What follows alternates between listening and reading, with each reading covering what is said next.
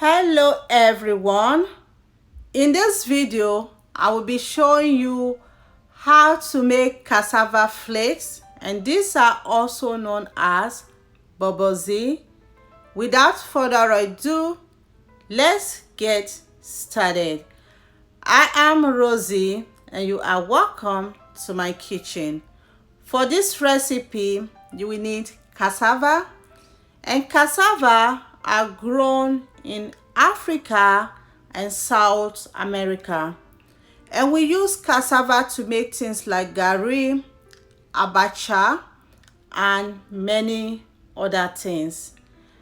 Bobozi is usually enjoyed with nuts like cashew nuts, peanuts, coconut, any nut of your choice.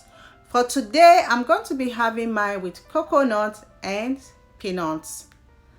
I will start by cutting and peeling the cassava, and this cassava are washed already, so cut to the length you are going to be working with.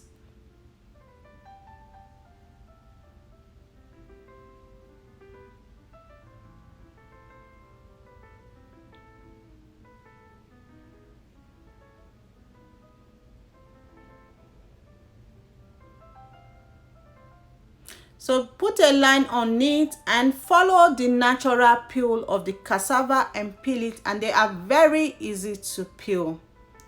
And I want to say a big thank you to my old and my new subscribers. Thank you all so much. I truly do appreciate every one of you. Don't forget to subscribe if you are not already, and put on the notification bell so you get notified each time I upload any new video. I will repeat this process until I am done.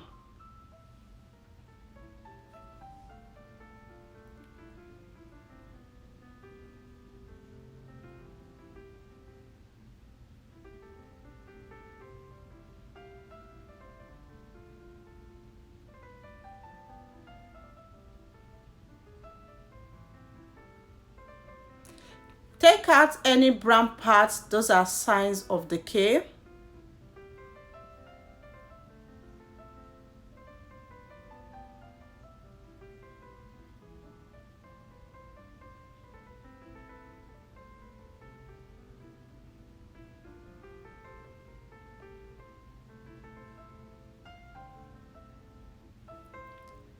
And that is done. Wash the cassava and transfer the cassava into the pot. I will be using hot water, and the reason why I'm using hot water is to start the cooking process right away. Cover and I will transfer it to the stove top, and I'm going to be cooking it for about 10 minutes. 10 minutes later, I will check if the cassava is ready.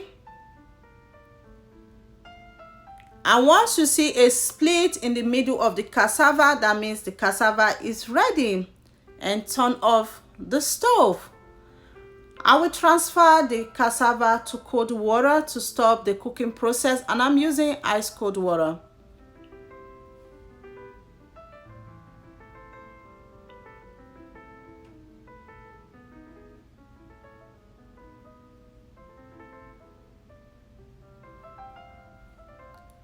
And once the cassava is completely cold, it's time to slice the cassava. And take out the middle strain of the cassava and slice the cassava like so. And when doing this, you want to be careful so you don't hurt yourself. So I live in the States. The cassava where I live, it doesn't take time to cook. So when you're cooking it, you just have to monitor the cassava. If not, it will be overcooked and you will not get a good result. But if you live in Nigeria, you will probably cook yours more than 10 minutes. I'm going to repeat this process until I am done.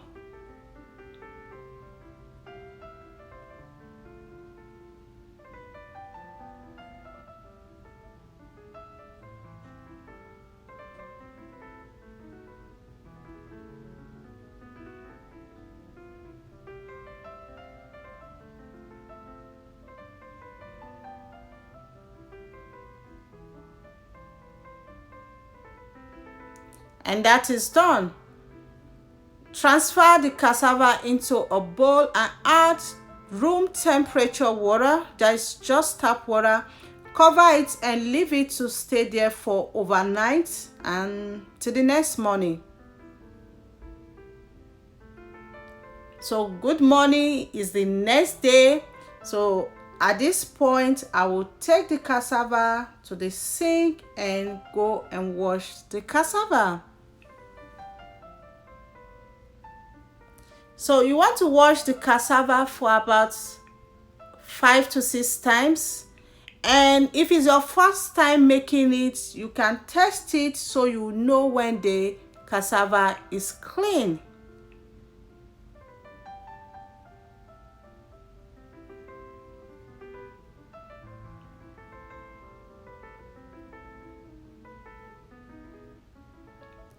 And I will repeat this process until I am done.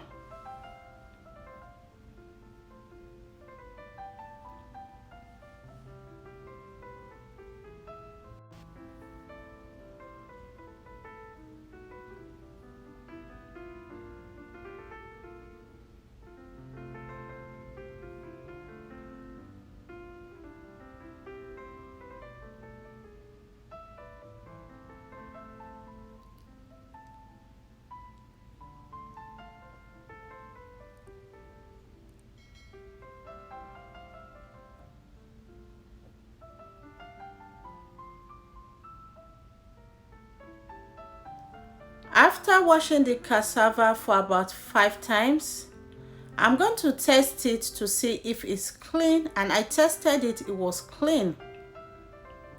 So next, store the cassava in a bowl, and you want to add water. Let the water cover the cassava, and this is how I store mine. You want to always have water on it and change the water every day till the cassava is finished. I leave mine on top of the kitchen counter. I have tried putting it in the refrigerator before. I didn't like the result. And the Bobozi is ready. I having mine with peanut and coconut. I want to thank you all so much for watching. Remain blessed, and I will see you in my next video. Bye.